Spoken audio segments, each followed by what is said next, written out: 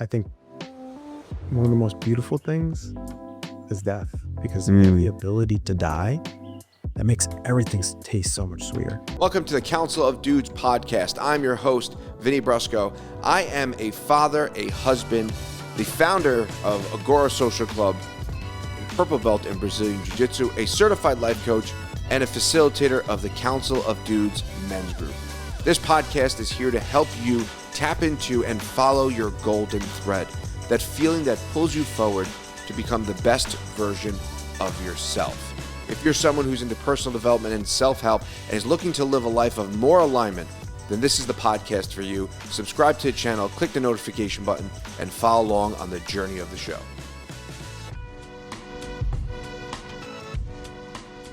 Hey, this is Tony Bova, and you're checking out the Council of Dudes podcast. And here we go. Thanks for doing this. Yeah. I'm a big fan of your stuff on the social media content world. Just the vulnerability that you share and the openness, and then the way you go about sharing it is so relatable. So I appreciate you showing up in the way that you do, and obviously having a background as a homicide detective adds a layer to your experiences that is not relatable in the sense of like, I've never been a homicide detective, but there's so much that you could pull from your experience that could be applicable to guys in general. Yeah, and it also kind of gives this layer of like, I've seen hard shit, and it automatically makes me more trustworthy because I can bring that piece into the fact that I've seen these things. I've been in these situations where it's life or death, and I've proven myself in that space. And so for them, automatically, it's like, okay, well, this guy might actually be worth listening to. And it gives me the ability to kind of share the things that I've gone through in that time. Because like while I was doing homicide investigations, I also had a very toxic relationship I was in. And it didn't really there was moments where I was like, damn, am I going to get arrested in this? And I am law enforcement on the other side, knowing like the things that I know on the other side of like whatever the investigation might be, or seeing the back end of things, being the one that could have been in that situation. And not because what I was doing, but how it can be articulated in the narrative, and the things that happen inside of relationships can get very messy really quick. And some of the more interesting homicides that we did were like domestic homicides, and seeing how a split second could change everybody's life. Yeah. And that, and I had that running in the background of my mind when I'm in this like toxic relationship, and moments where I don't know if I've shared this one, but it was a moment where, we were on a break in this relationship I was in, and she got upset about something on social media. Like, we were on my Facebook, she got upset. So to berate me in this bar for about an hour. And I'm sitting here taking all of like whatever her story is that she's sharing, that she's upset about, frustrated, angry about, and criticizing me for. I'm like, I can't take this anymore. And I left. And as I leave, I get about 5 minutes of quiet. And then she comes and finds me. She like runs up to me and starts screaming at me in the middle of the street. And all I could do was run. So I ran away. And I'd run past these two women, because it's like, I think 8 or 9 o'clock at night. And we're in this like kind of more affluent little downtown. And the way that they saw that was I must have been a perpetrator or something like that. And so they ended up calling the cops on me running away from my girlfriend at the time. And seeing how quickly things can shift like that, being inside of a relationship and being attached in that way, it's given me a very, very different perspective on what we're doing now. And, it's also entertaining. Like, it's just like crazy to think about the things that I've been through, Right. and the stories I went through early on, and then who I am today because of them. And, it all kind of ties in together. Like that vulnerability you're talking about, I think it's a gift for me, because I don't see myself as that version anymore. I would never do that. I would never be in that situation again. Yeah. But because I've learned from it, and I cannot then not just take the story and share the story, but also share the story with what I would be doing now and not to get there. And what are the things that I need to be doing in my life? How do I bring this in as a teaching or a lesson, so that you're not experiencing what I experienced because I learned it the hard way? Yeah. And that's where I think the beauty kind of comes from, sharing this stuff on social media. I think just recently retired. So now I'm actually really starting to step into that vulnerability because I couldn't beforehand. Right. Because there was a moment actually I got in trouble for posting on social media. And I had my boss come to me like, hey, you can't post this stuff. It looks really bad. And, you know, I understand it was like from a law enforcement perspective, there's a certain persona that we need to have. And it just didn't jive with my new mission. Mm. And because of that, it was, I had to limit myself, and I just don't like being limited. As a man, I don't like being limited. And so that being able to not be able to say what I want to say because I knew it would be as impactful as it is, like that, it didn't jive with me. And now I get to do that more freely, which I'm really excited about. Yeah, there's an internalization. Nick, you just close the door. Is the door closed away? I hear it. Oh man, I hear that sound as well. There's an internalization there that is hard to recreate outside of the actual experience, right? So you could read all the books and have all the, mantras and quotes on the wall, and it's all well and good. But once there's an internalization of actually what happens, that becomes a different level of the ability to share that experience and connect in a way. And although that may not be a guy going through that specific thing, it's being expressed in this different way. And you can get back to the root of it versus the leaf on the tree and actually get to the root of it, because it's not the relationship that it is, right? The relationship's just a mirror in some sense. It's just exposing this thing that really needs to get handled in this different way. But if you're another guy, maybe you're not in an abusive relationship in that dynamic, but it's this other thing that you now need to, you don't have the internalization experience to navigate it. Right. And there's different angles of that. So like so for this relationship I was in that got really toxic, I left my ex-wife for this relationship. And that was a polar opposite.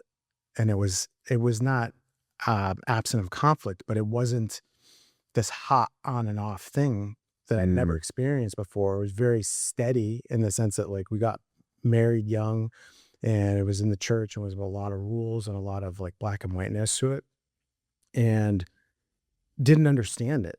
And because of that, I ended up leaving and going into this new relationship, which my son came into. And I basically say he saved my life, because without him, I never would have been forced to stay in that relationship as long as I did. And that was the thing that created that mirror of like, what's going on for me? Yeah. And being able to uncover the most uncomfortable truths about myself and confronting them. Because for me, it was life or death.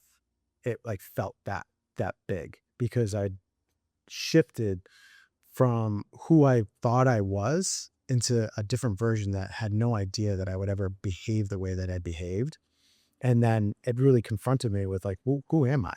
And actually getting into that question, because if you're too comfortable in a relationship, you may never ask that question, Right. because it's comfortable enough, and it might not be like the most epic relationship, but it's also not like the other side of like how bad it can be either. And so when you get caught into that, like there's different areas that we get caught in this. Like I think health and fitness is like one very specific. Like I think it's a spiritual game, like how you see yourself, how you reset your mindset, the actions that you take and the choices you make and the discipline you create.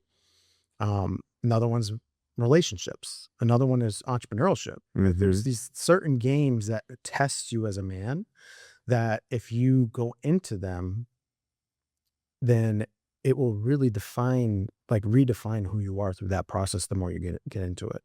And the easiest one to start is fitness. Sure. You can get a Planet Fitness membership, and you can go for $20 a month or $10 a month, whatever, and then start learning that. But then there's these other areas that we are constantly, and whether you're confronted with a 9 to 5 and you don't want to do that. We'd been talking about that earlier. Like, do I want to be this person 10 years from now, or do I want to own my own thing? Do I want to be the operator of this and my choices? But it also comes at a cost. The weight of carrying a business or stepping into entrepreneurship is way different than working for somebody that already has an established thing, and you're getting a steady paycheck. Right. And it's a completely different game. But you get so much trust involved. You have to really like peel back your layers Yeah. of who you are. Yeah, to your point, there's all these different mirrors that we come across in our lives, and we spoke a little bit earlier about children being like one of, if not the ultimate mirror, right? As opening a business, getting married, all these things are great mirrors in their own right, but having a child is a totally different experience when it comes to the mirror. So when you say your son saved your life, in what capacity did he do that? Because I understand that in the sense that, like, I look at my children and I almost like saved my life, or they reinvigorated my life to a degree, right? So it could be saved, whatever it is. They added this fuel to my life that was different, right, than I've ever experienced before.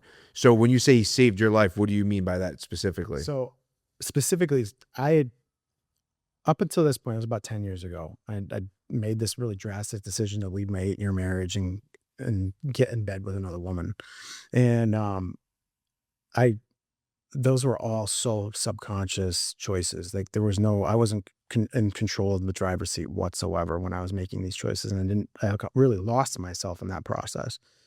And about a couple months in, like, I got to this point where I was sitting in my cruiser and I was going to like take my life. And part of the reason why I didn't was because of my kids. And then I didn't want to be found by my coworkers, like in my cruiser, like deceased by my own means. And when I he saved, like, I don't believe in being saved. I believe that I'm the one that needs to be able to create. But he saved my life in the sense that I'm such a committed father that I wasn't going to, like, I totally understand why some guys just like up and leave their kids. Because Sure. moms they can make it so hard. Sure. They get very primal. They get very rooted into this stubbornness about how something should look and how it should be. And that there was I just was so committed to them that they were my number one priority. I had to go all in on it. And I did, whether it was custody battles, whether it was working on myself to be able to build a frame around myself in a way where I wasn't reacting to their moms.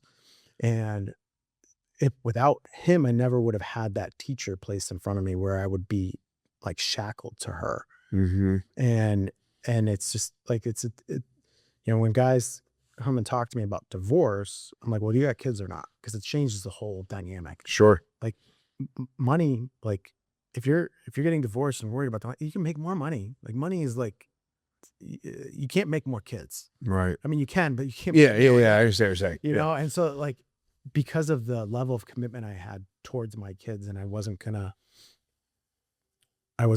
look at my son differently than my daughters, then I had to go all in on it. And I had to be able to master myself where, because she was like the only one that would really set me off. Like, I remember going to a doctor's appointment with him. There was no problems.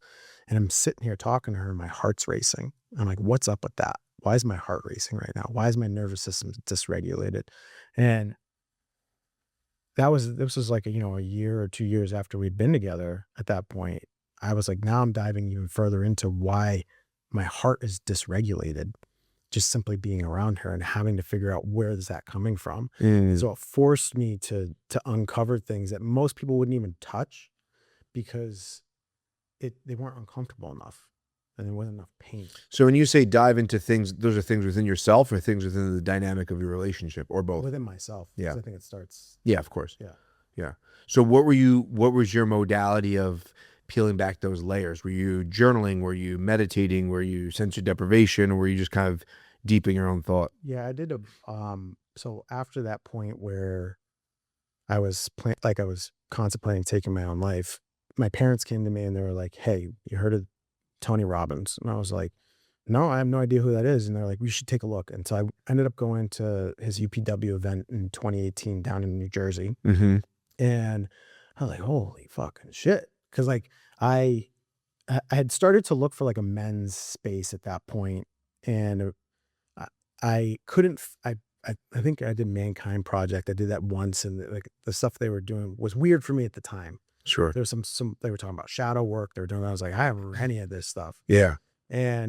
But my kid's schedule didn't align, so I couldn't continue to do it. So I felt lost. And so I ended up going to this event and I was like, man, this is incredible.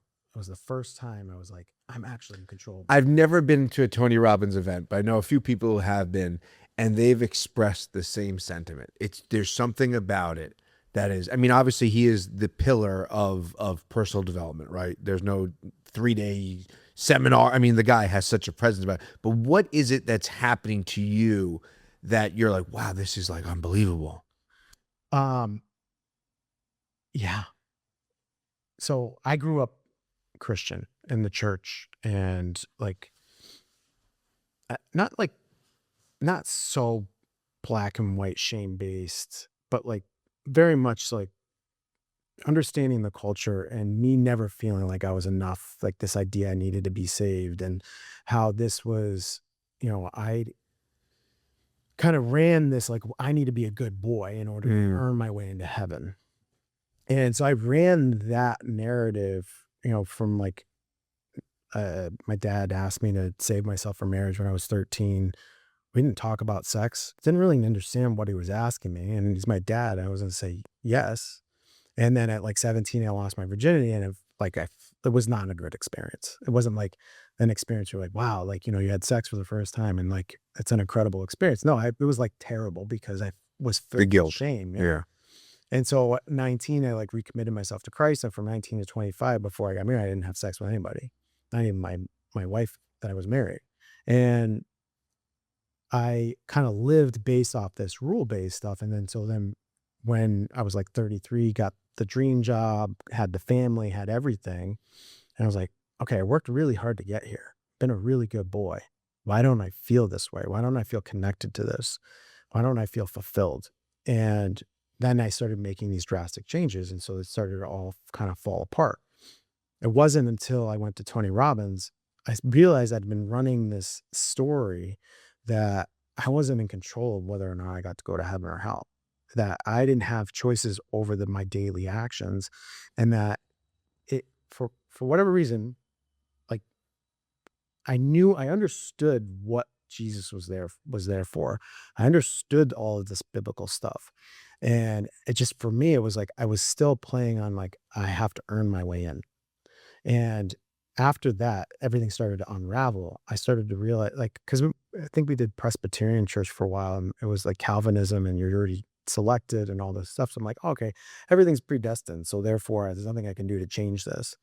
And then when I went to Tony Robbins, I was like, oh shit, like I got people in this room. Like I had a woman next to me, this short Asian woman, screaming out she was going to make $100,000 a month. And I was like, what the fuck? This is crazy talk, $100,000 a month. Like, hey, I barely make $100,000 a year. How are you going to make $100,000 a month? And so it was the first time I was in an environment of people where they were believing more in themselves than I've ever heard other people talk about. And then I started to realize like how, like the way that he framed it, and how it's not happening to you, it's happening for you. And I really like embraced that. And then I ended up going to Date with Destiny, which was that was a 6-day event with my dad and my brother. And that just locked it all in and solidified it. And that wasn't the thing that changed everything. It was just the thing that changed my mindset for the first time. Like I didn't realize I had more control over my situation than I did at that point. I thought it was already predestined, so there was nothing I could do. So I was victim to it. And so I had stepped out of that victim mindset, and I went into this like, oh, okay, like I can be positive. I can put this stuff out, and then it can change. And I started to see some things change, and I'd left that relationship, went into another relationship. And that relationship was like the most incredible relationship I had seen up until that point. It was this short little Puerto Rican girl. She was an incredible human being. But then that still turned into this cycle. And so I was like, okay, like what's going on here? Why? And we were on and off a couple different times. And there was this one time she stopped talking to me, and I was like, I fucking lost it. Like I just like, and I had been drinking quite a bit in between this phase from last 10 years up until this point. And it was the moment I quit drinking, I pulled out a journal, and I have like 10 of them all bound up, but like hundreds and hundreds of pages, where I was just like, any given moment, I was completely dysregulated. I was in there writing whatever it was. It didn't matter if it was like negative stuff, positive stuff. It was just getting it out. Yes. Yeah. Yeah. And I had 2 coaches at the time, and I started to learn about masculine and feminine dynamics. And then I'd done a bunch of therapy up until that point, but then we started really working on these core pieces around a childhood story. And why is this showing up? And I linked it back to when I was 10. And, it was, I would tell us, if I told the story now without this understanding, it'd be like such a stupid story. But my best friend at the time, he decided he didn't want to be friends with me anymore. He wanted to be friends with this other boy. And I finally realized, like, oh, ever since that point, I've been running off of this abandonment wound. And that was the thing that was causing me to feel like I needed to be attached to this woman. And that was the thing that drove me to behave like I was 10 years old.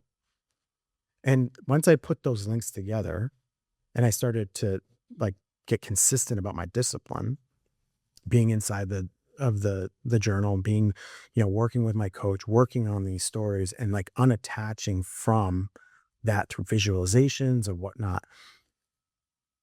After about 3 months of like crying my ass off, journaling, like just being completely in the most amount of pain I've ever been in, after I'd already been through so much at that point, like 2 other devastating relationships with, child custody battles, this and that. And then I had this third one and it, something shifted. It was like it clicked, like everything started to make sense. And I released all this stuff.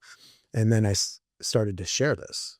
And like, this is where we start, like the work that we're doing now started after this point where I had now felt like, not that I had everything figured out, because I don't think we ever have everything figured out, right? But that I had this figured out enough where I'm comfortable being alone. I'm Mm. comfortable with the fact that if you don't align with where my vision is going and my standards, it doesn't matter if it's a bad fit or not. Doesn't mean like, we could have a healthy thing, but if you're not in alignment with this, I don't want you there. And I'm okay with that. And it doesn't have to be this thing where you're bad or I'm good or this constant competition of something. It's just like, it's just not aligned. And I'm okay with that. And having that mentality has allowed me to feel so free. And then once I figured that out, I was like, I got to share this with other people. Like, this is incredible. Like, I've been trapped inside of this religious view, like this religious viewpoint for so long, and then coming out of that viewpoint and then uncovering these pieces that I've always wanted to live out of freedom. That's, I think, the story of what Christ came for was freedom, right? Deep connection and love and not operating out of fear. And I started to uncover those pieces. What does that look like? Actually, like I can theorize with you or you talk about this stuff, but what does it look like to live that? What does it look like to step into the version that God created you to be and your gifts and how unique that is and how we don't have to live in the lower vibrational frequencies of guilt and shame and frustration and anger and all these things. And we can elevate above that. And so then, that's from that point, it was, I think about a 5 to 6 year window where I was doing this work and I was very committed to it. And I was, whether I was dating or I wasn't dating or whatever I was doing, was uncovering these pieces. And then, um, it's interesting enough, 2 years. So Sabrina and I have been together for 2 years. So me and my ex broke up. The way that it ended was she ended up breaking up with me, mostly because she didn't feel like she was good enough to be in the relationship. And that had been a pattern for us, like in the previous parts. And I'd said to her, I said, like, you can't do this again. If you break up with me, it's gonna be final. Because I knew she was gonna come back and be like, regret it at the end of it. But I'm like, I can't do this back and forth to you. I love you so much, but I want to have a great life. And if it's with you or not, like I'm gonna have one. And a month after that, that's when me and Sabrina ended up connecting. We find out that Sabrina and I had been in the same seminar like 5, 6 months prior, where I was with my ex that was my current girlfriend at the time.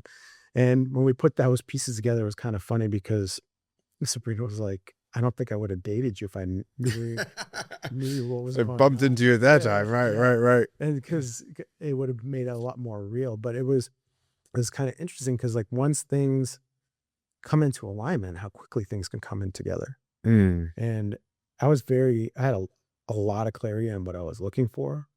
had a lot of clarity on like how I was going to be in a relationship, and I framed it from the very beginning. And it was very different than being in a relationship or repairing a relationship, because that process is a little bit different than already knowing.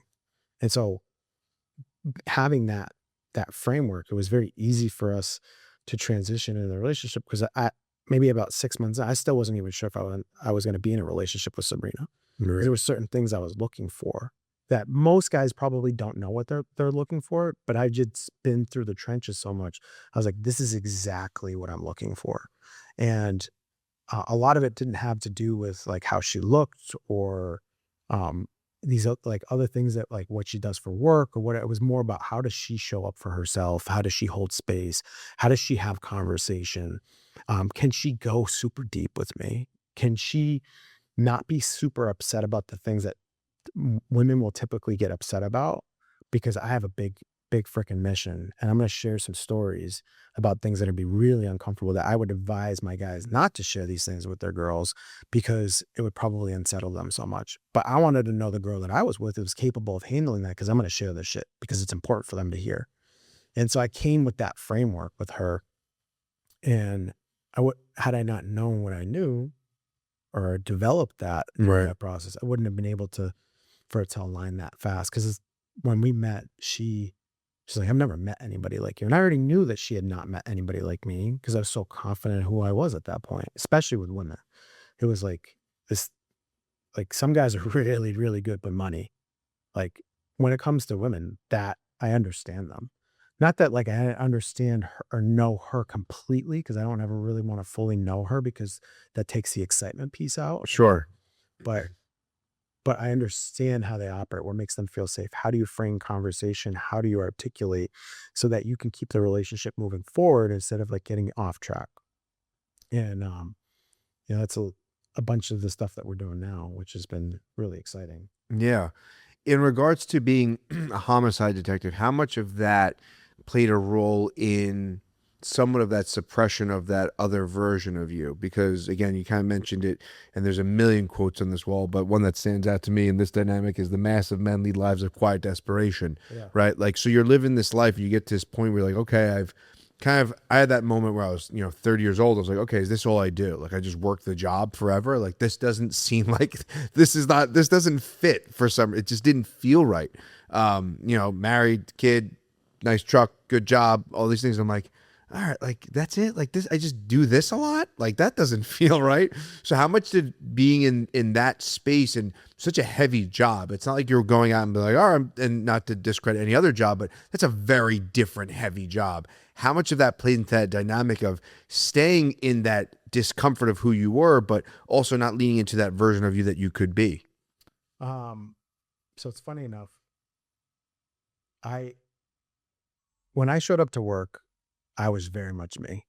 I was super into yoga, I was super into meditation, I was super into my diet, and I just didn't give a fuck. Like I would show up in there and I'd have my pound of ground beef for lunch, and they'd all make fun of me.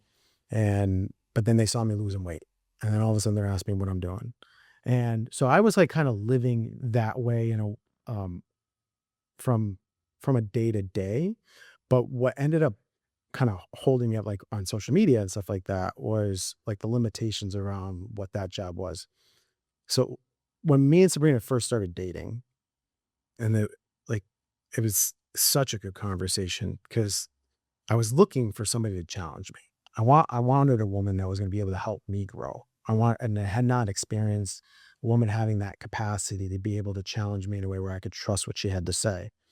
And so we had been dating a few months at this point, and I'm like, I don't know, I'm like in and out of the office. And one day we're on the phone, and she's like, you're really comfortable at your job. I was like, comfortable, like Like a homicide detective. homicide detective, like see dead, like suicides and overdoses, and domestic homicides, and all these different things that I see, and all I have to manage. Like most guys couldn't even manage 10% of what I'm doing right now. How could you say I'm comfortable? It's just like, you're comfortable because you go to work and you're not worried about the day. Like there's nothing that's challenging you that to have to step in. And I'd done a bunch of different things there, where I was doing like forensic. I was doing digital forensics. And so I would get into like phones and stuff like that. And then I was trying to spearhead it with one of the prosecutors of human trafficking, like like a unit or task force, and she was able to get a uh what do you call it, a grant to be able to start to spearhead that. And so there was like all these projects I was kind of doing, they kind of dissipated, and I was training all the new guys. And so I was pretty senior in the office. I was like, at first I was like really offended by what she said. Because And it struck a nerve because yeah, she was right. right. Yeah. And then 24 hours later, because I had this deep reflection of myself. Yeah. Like, why did she say that? Right. And so I don't just like pass it off. And so I thought about it, and I came back to her, I was like, you're right. I'm really comfortable. And then that's when we started talking about, I've been wanting to work with men to be able to coach and for a long time, but I was just talking about it. And I would do it with friends, or I would do it with other guys here and there. But I didn't really formalize it into like working as a business, working as a way of like creating a container or something that's consistent. And then that's when we started the conversation. And it was from, her inspiration of calling me out, which Yeah. was great. I want to go back to the religious construct that, because I grew up Catholic, and I totally understand that top-down approach to religion where it's like everything's on a ledger, and I did this good, nope, I fucked up here, right? And this becomes this new dynamic. And having children, kind of going back to that previous point of children being this ultimate mirror, they also become this opportunity to recognize what God sees, right? Like if you could, I try to reference this a lot, but if you can love yourself the way you love your children and see yourself the way your children see you'd have a drop of the capacity of God. And the children offer this amazing dynamic to you where you're like, oh, okay, like I love you beyond anything. Like any like I can't even put the depths of it is so for me, right? Yeah. The depths of it run so deep that I could kind of have an understanding of what that relationship is with God. But when you put it in this construct of a religion, although it may be with good intention to some degree, it gets diluted and gets changed and gets altered. For me, I've found myself back to the Catholic Church in the sense because I found a great Monsignor. He spoke in the way that, at the time I would have been spiritual, right? I was like, oh, the force or the universe or all that stuff, because I wasn't in a relationship with God that was one of harmony or a true dynamic. It was that top-down religion idea of like, these are the rules, you break them, you're a piece of shit, you're going to hell, versus living a life of embodiment of those things. Yeah. What's your question with that? No, just in the sense that how we shift in religion. So have you found yourself back to religion in a sense, or is it more of just kind of the way it was? Yeah, no, I'm deeply spiritual. Yeah. So I it's funny because I've been coming back to this a lot more in the last, like, especially in the last 12 months, where I never like disowned Jesus or the church or at any point. But my perspective on it changed very drastically over the last 10 years. And I don't really get too deep into like the specifics of like A plus B equals C means I'm saved. Like I don't like whatever works for you in terms of like how I think feeling good in alignment and fulfilled, you're getting closer and closer to what Jesus was talking about. Right. And I operate off of my values. Is my number one value is, am I making this decision out of fear or am I making this decision out of love? And they look very different than what we were taught when we were younger, what love looks like. But I can base all of my stuff off of that one value. And the further I go into love, I think that's what Jesus was talking about. And so I feel very connected to God and to the spirituality of, like, I've never felt more connected than I ever have in my entire life till now. And, one of my close friends, we grew up in, the Navigators. It's like kind of a church organization on college campuses. So that's where I spent a lot of time in my Christianity and discipleship and mentorship and, kind of learning. And so I grew up with my best friend at the time through that. And so we have had, like, he's walked through all of the dark spaces with me. He's like the only one that I'm still friends with from like 20 years ago. And we've evolved together in a lot of different ways. And he, we have these conversations about what does it look like in Christianity with having this relationship with Jesus, and how does that feel connected for you? And I'm like, whatever worked, like however you're doing it for you, that really works. And for me, it just feels a little bit different, but I feel very connected. I feel very connected to Jesus. I feel very connected to my mission. I feel what we're doing is actually God's work. And the more you can understand yourself, the more you can peel back these layers, and the more you can step into who God's called you to be, then this is God's work. Like, I think heaven can be experienced here today. It doesn't have to be this thing off in the distance where you're experiencing hell. Here is being disconnected from everybody else. And if it's about connection, you can be connected right here, right now. And I think that's what Jesus was talking about. And I think we get convoluted with, well, what are the 10 commandments and what is this and what's the path and what's the right things to do? And people put it back into these black and white spheres. And Jesus is like, no, none of that matters. Like, you guys are like, you're already jamming all this up. Here, I'll give you more rules. Right. I'll make it even harder for you to conceptualize this. But they kept looking for over here. And I think Jesus was pointing like, hey guys, it's right here. It's not that complicated. Yeah. And I can look back at the scriptures and think about, even when they killed Jesus, he says, like, forgive them, Father, for they know not what they do.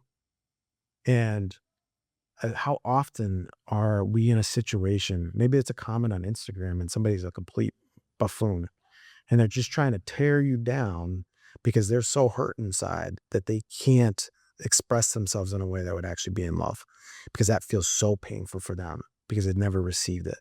And I think the same was true when they killed Jesus. It was like, they just couldn't understand this man because what he saw was so beyond what they understood and their concepts and their principles and their perspective, that they had to kill him because it was too painful for them to actually realize how simple it is. Yeah, that simplicity component of it, I was actually just thinking about that over the last couple of days, and there's this reluctancy for me to believe that it could be that simple. There's a reluctancy to believe that, I do kind of have it figured out, right? Like I jokingly, but not jokingly, say like I've extrapolated the Christianity of Catholicism. Like I understand where, in my capacity, I understand where it becomes man-made, and I understand where it becomes the essence, right? And the essence is what I go back for, the reverence, the essence of that's what I'm drawn to.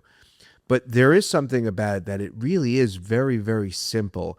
Yet for me, there's this reluctancy to give myself the credit that I could figure it out that it is that simple. I had a guy I worked with a few years ago. He's like, oh, you're so simple. And he wasn't saying it like in an insulting way. He's just like, you're so simple. I was like, it's taken a lot of complexity to become this simple. Like I've gone through a lot of the layers of myself and sitting with myself to get to this state. But it really does boil down to just being this very simple way of living, but we overcomplicate it through whether it be religion or just life in general, because we like muck up the waters. But what's wrong with you having it figured out? Right. Nothing. Right. There's nothing wrong with it. Right. 100%. Right. Because like that's the question I'm gonna ask is like, okay, well, why can't you have it figured out? Why? Yeah.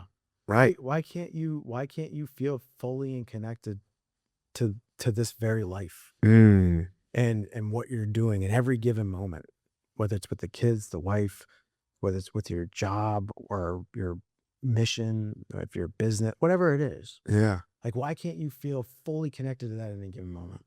Yeah. It's Like, a great question. What a good journal prompt. yeah. I mean, those are the questions I ask myself on a pretty consistent basis. Yeah. That was the thing that really shifted for me, was I asked myself this question a lot, was why? Like, well, why do I feel that way? Mm-hmm. Like, why is this upsetting me?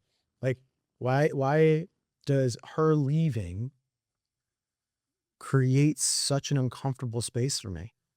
Why do I feel so much pain over that? People do this every single day. Like, what's going on for me during this? And I think one of the things, because this is this simple, is I ask myself why in the most critical moments. And that allowed me to develop myself in a way over a period of time where, we're having this conversation here today. I'm a very, very different version than I was 5 years ago. Sure. Every single day, I'm becoming an even better version.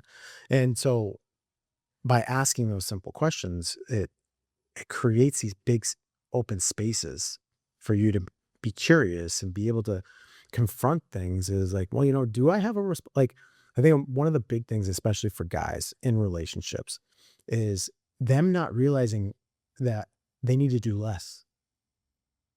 They've been told they need to do more. And sometimes they're creating an unsafe dynamic in their relationship because they're doing too much. And they're not doing the things that they should be doing to create the safety. And then they're trying to fill in the void because for whatever reason, she's feeling there's a void there. And they think if they do enough, she's going to love them back. Instead of being like, hey, honey, like challenging her. I'm like, what's going on over there? Are we still in alignment? Like, are we making each other a choice every single day? And putting that pressure in a way that's not controlling or manipulative or trying to dictate in an unhealthy way, but in a way where you're applying pressure like, hey, the purpose of our relationship is for us to get better. I want to build something with you.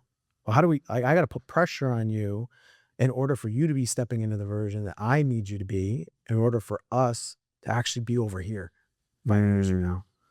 And we lose sight of that, especially in the beginning parts of a relationship, because nobody's really shared some of these things. Like, it's not something I hear us like there was a big push with like Andrew Tate and the red pill movement. Right. And there was a lot of stuff in there that was true that they were talking about. Right. It's just the way they were conveying it dehumanized women. Yeah. And that was the piece where they lost me, where if you can show up the way that you were designed to be and who God created you to be, then you would be able to lead this relationship in a way where it doesn't feel like it's a loss every time she disagrees with you, and you should still be able to push it forward. And sometimes we just do too much. Yeah, that why question's huge, but then also where do you stop with the answer, right? Because you can come up with this very simple, humanistic, masculine, for lack of a better term, response to the why or the answer to that why, but then it takes another layer and another layer, and then peeling back that layer and layer and layer, and going to really the root cause of the why. Like you said, like that 10-year-old version of you that's still making decisions now because you're still tethered to that, right? You're still tethered to that version of you that's making decisions now. And unless you can look at that version of you and sit down with him and be like, hey, dude, like, and express that version of you is safe, that why stops very short. Well, she's an asshole, or, well, my boss is a dick. Like, well, it's this thing. And that becomes the answer. And then you start to perpetuate that answer. And those whys become very short-sighted and short-answered questions versus going, well, why? Like, well, okay, well, your first answer, like, well, my boss is a dick. Well, why? And then there becomes a incomprehensible amount of reasons in that. It's their upbringing and their dynamic and reverse engineering their life and where they came from and their parent on top of you, right? So and that's just the boss, or if your wife or whoever it is, there's this full reverse engineering of these people in your lives that become part of their why, but also answer your why. Yeah, I think there's a very important distinction is eliminate everybody else from when you're asking that question. Because the moment I'm like, well, why did this happen? And I'm like, oh, they did it over there. I now just stepped into victim. And the moment I stepped into victim was I'm blaming them for an experience I'm having, and I'm not in full control of who I am. And it's almost vitally important that I'm remaining curious to why is this showing up? Because I was very fortunate when I did leave my ex. I had a mentor, and he said this one phrase to me, and it's stuck with me ever since. This is, where you are, there you are.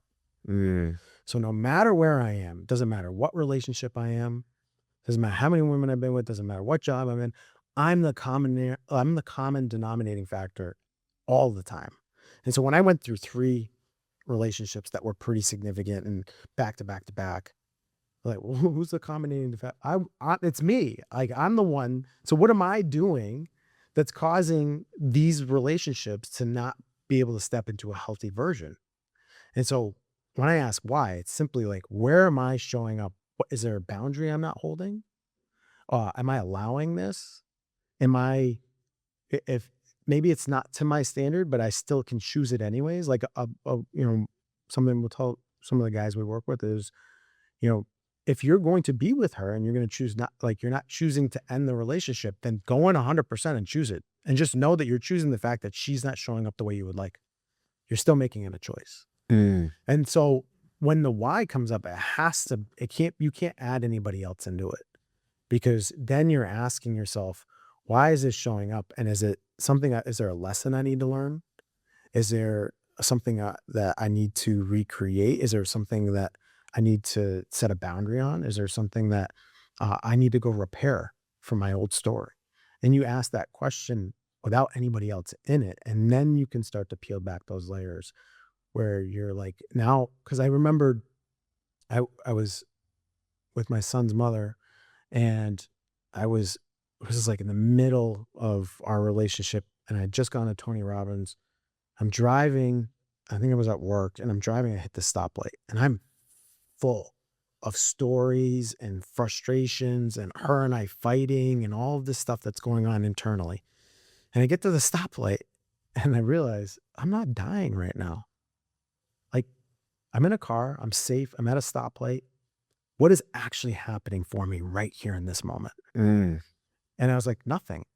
I'm like, so why am I creating this inside of my own mind right now? And that's when I started asking this question, like, why?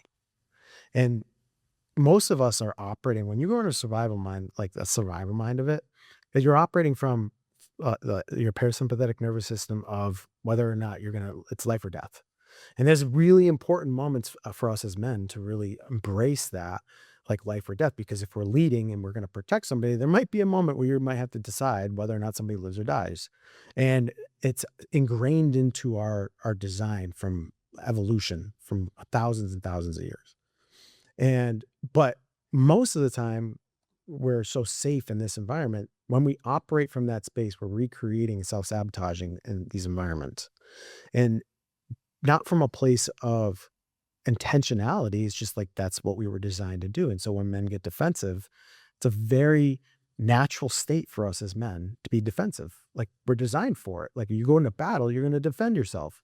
And so that's built into the DNA of us. And then you get into a relationship and you start defending yourself. Now, all of a sudden, you're the bad guy. And so it's being able to ask these questions where I'm removing everybody else out of the equation. Because if I'm truly the creator of my own reality, then there's something here for me if I'm going to ask this question. And then it's not about like, I had a boss that they thought I was doing something funny, like outside, like, because we had cruisers and we could drive around and stuff like that. And we had GPS in our cars. And we were, for a period of time, because we were doing such major investigations, we could turn those on and off. And so we weren't required to turn those on for a period of time. And then he started questioning where I was. And I'm not doing anything wrong. I get a PT hour. I can go do that. It's part of my contract. I can go grab a coffee. I don't have to be in the office 24/7. We do investigations. And instead of getting frustrated with him, I was like, you know what? I'm just going to elevate my standards, because I know I'm not doing anything wrong. I'm just going to turn my switch on, and now he can't ask me any questions. I'll be like, you can go check. You know where I am all the time. And so for me, it became a choice. If it's not, like, whatever's happening for him is completely irrelevant. I'm not going to be able to change that. But I can change how I respond to the situation. I'm comfortable with knowing where I am at all times. I'll just turn it on, and it just completely eliminates the conversation. There's so many times we can do that. Like, say we're in a situation with a boss, you could elevate your standards higher to their standards, and then there's no longer a conversation. It just becomes a part of, I'm operating different now. Yeah. So now, in working with guys, other than, we talked about a little bit earlier, going into the gym as being like the low-hanging fruit of developing yourself, right? Because you're kind of, again, and I think that's a great first place to start. And I think a lot of people do probably start in that arena, right? It becomes, okay, I want to feel better, right? Because one begets the other, right? It's like I start to feel good, I start to think clear, I want to show up better, right? And you become your self-fulfilling ecosystem of how you show up in the world. But for someone who's not maybe physically inclined, or, oh yeah, I get the gym, it's not my thing. And I know guys like us would probably say, yeah, but still go to the gym, like push through that. If you're not getting through them in that capacity, what's another way that someone can kind of on-ramp themselves into this kind of self-awareness? Because that's what we're really talking about, is this idea of who am I, what's my identity, how am I showing up in the world, and how do I really design my life? How do I show up in a way that is in alignment with who I am, who I want to be, but in a moment-to-moment, day-to-day process? So what would be another on-ramp for someone other than the gym or some type of physical endeavor? I mean, the journal is like probably, it's an incredible modality. But even knowing how to use a journal, like some people get really lost. It's a blank page. Like, well, what do I write? And I would say the first thing that, like, one of the first things I tell my guys to do is, I'm like, most people think that they just have to write all good stuff in their journal. They want to write like manifest this and vision this, and this is what I'm going to create. And that's all well and good. I think there's a place for that. Well, why don't you talk about all the shit you wouldn't tell anybody else that you're saying inside your head that I already know you're saying? There's already a running narrative. Well, say that on paper and get it all out. And so that way it doesn't have to live in your head anymore, and it can live on the paper.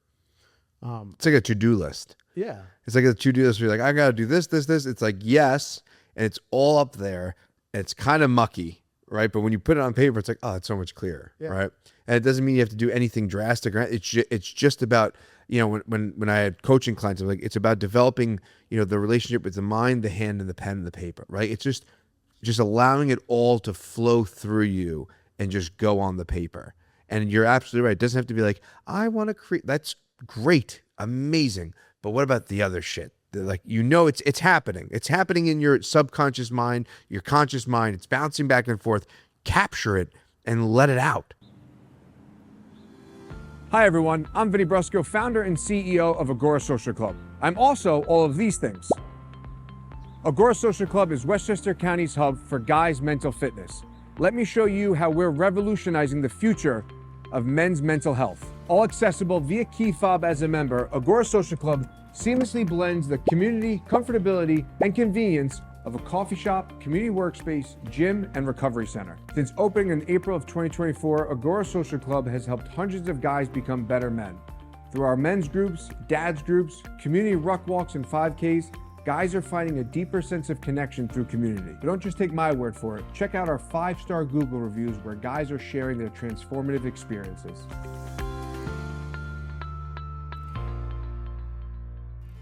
So what's next? We're looking for an investor to help us build Agora 2.0, a flagship location located right here in Larchmont, offering our members even more space, more amenities, and more community. By the end of 2030, we're targeting multiple locations in 4 major U.S. cities. We're excited to share our vision of the future of men's mental fitness. Mm-hmm. So continue, sorry. Yeah. And I would challenge on the movement piece. Like, it doesn't have to be the gym. It could be yoga, it could be a walk, it could be a hike, it could be like, there's no argument you can make for me that if you're moving your body, you don't feel better. 100%. So it might not be you might not want to snatch 225. I get that. Yeah. But like, you've got to be moving your body because it's energy. Right. And you also, especially for men, there's software stuff, which is what we're talking about, narrative, story, stuff like that. And then there's hardware stuff. Like, where are your levels at? Is your testosterone at a point where you're actually optimized and you're actually feel good in your body? Because sometimes, I've gotten very close to Core Medical Group. I don't know if you know them, but Sidney Gordon is the man. He's the founder, and a bunch of other really fantastic guys around him.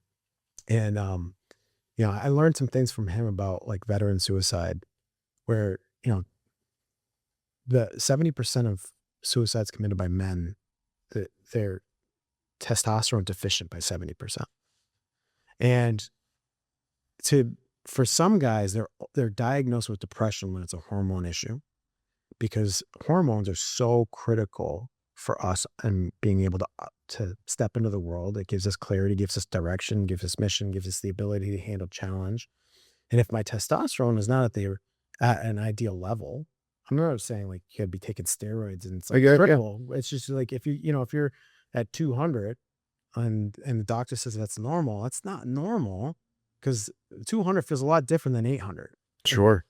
And so if that's an issue, then you got to get that taken a look at, and because you might be experiencing things because your hormones are off balance. And so I would like doing, like, you can't do all of this stuff all at once if you're just getting started, but like there's different things. Like I would say do something that you wouldn't normally do just because it's different. So maybe it's like doing an improv class, or maybe it's going surfing, or maybe it's doing jujitsu, getting in a room of other people that are very committed to themselves. That is probably the easiest way to personal growth and development, is see other people talk about shit that you didn't know existed. Two things, right? So I love the idea of trying just try something, right? Like I talk about this a lot, but during COVID, I bought a ukulele, right? I was like, I just want to buy a ukulele. Like I've done surfing lessons. And then I think the fear behind that for so many people is like, well, I may not be good at it. It's like, who cares? Like I tried surfing 3 times. One was with a buddy. I never surfed before. And then 2 formal lessons, whatever it is. Surfing's not my thing. I love surfing culture. I love watching surfing. I enjoy what it is and the metaphors and what you could take from it and just the vibe. I love it. I'm not a fucking surfer. Like, that's okay, right?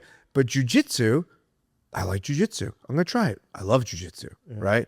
I've stuck with it for 8 years. It's not going anywhere. It's part of who I am now, right? It's part of my identity. It's the main thing I do right now for physical endeavor, right? But if I had not tried or put myself out there to say, I'm going to suck at this I still suck at this, right? For a long period of time. And that's okay, because you have to be vulnerable. That allows you to be vulnerable and learn and open.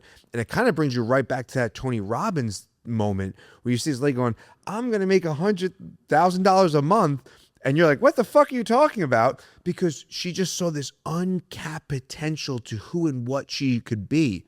That doesn't mean, maybe she's not making that. Maybe she's making 300. Maybe she's making 20. It doesn't matter what the outcome is. It's about the commitment to the version of yourself that you see yourself being. And unless you step into that discomfort of trying new things, going to Tony Robbins, doing jujitsu, picking up a ukulele, taking an whatever it is, you don't know that version of yourself yet. So you have to be okay sucking at it for a very long period of time. Yeah. I think that the more comfortable we get as men, realizing that we're going to just be a freshman at any new thing that we do. And that's the thing that I've learned, is I've done so many uncomfortable things at this point that I just know the beginning phase is the worst.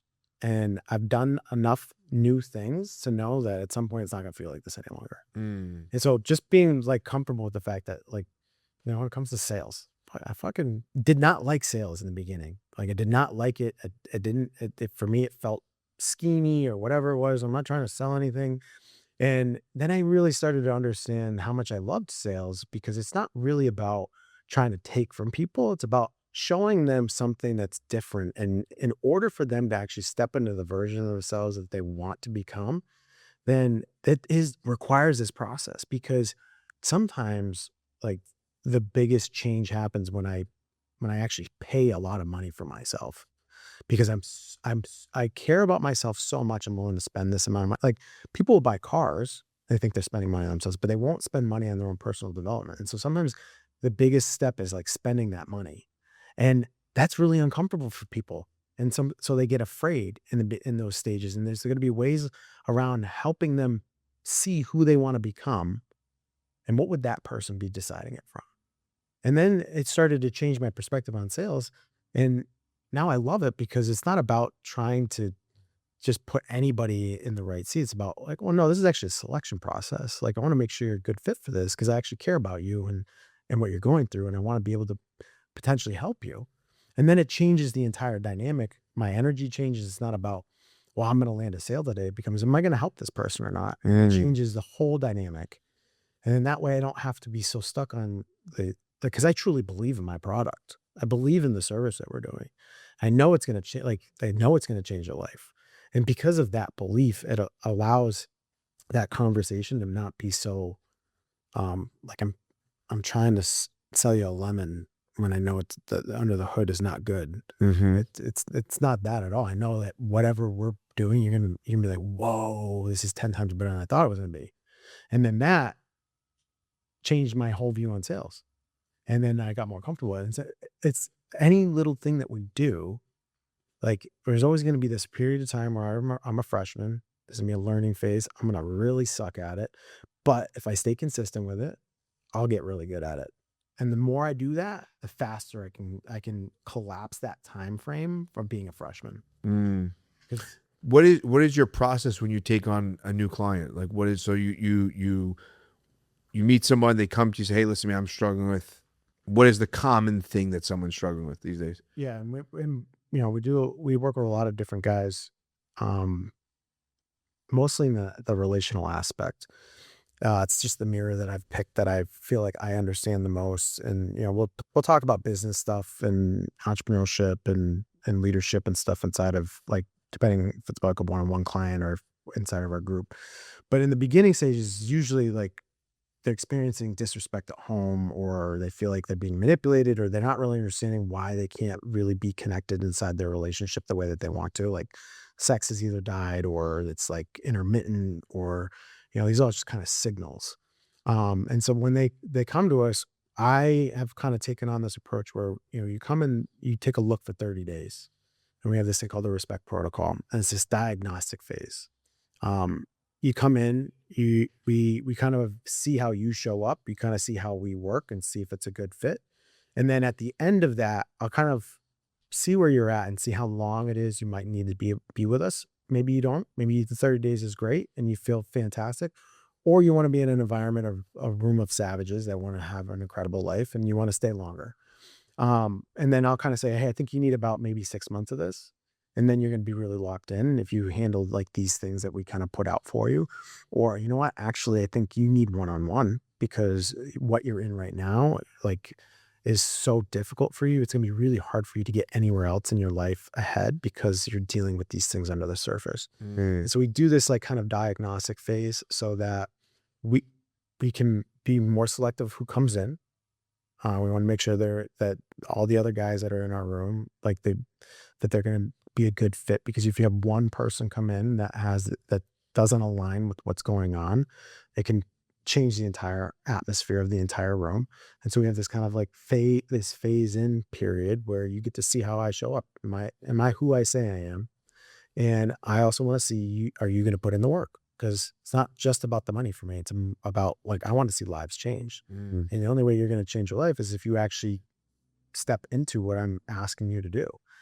And by doing that, I think it's provided this very safe container and I think we're probably going to extend it to 6 weeks at some point and make it a little bit different. But I've been enjoying this because then I can, like, we have guys come in and they don't show up and I'm like, you're not coming in. And it's not about like trying to upsell you into something else. It's like, no, I honor this room. Like, this is very important to me. And I want to see that you honor it too, because you're just as important. Like I want you to see how important you are, and you should put the energy and the effort into this so that you can become that version you told me on day one you wanted to become. And then that way they kind of move through that process. And, we do live events and stuff like that too. What are you unpacking in those first 30 days? We're doing mindset, masculine, meaning, and money. So I want to unpack, adding in the science pieces so you can really be able to have it. It's like, all right, this is factually based. Like, I understand the reticular activating system and how that actually plays a vital role in my subconscious, and how that can be like, that can create these decisions that I make that I'm not actually consciously agreeing to. How do I change that up? So we work through mindset first, and we talk about masculinity in a very different way. So how do you talk about masculinity? Because you mentioned obviously the Andrew Tates of the world that. Yeah. So how do you incorporate primal masculinity? So how we were designed, what feels good for us as men, and And how do we leverage that in a way where we're leading our relationships from a way of like, I'm drawing you into me. And it's not dominance. It's not like, I think having aggression is an important trait in masculinity. You got to be dangerous, but I think you need to have controlled danger, be controlled. But how do I do this in a way where I'm inviting you into the relationship and I know who I am? And I come from this grounded place. And like, we give guys like very specific um, information on like, how do I tell her no in a way that doesn't come across as me being an asshole? How do I handle this particular situation when we're having an uncomfortable conversation?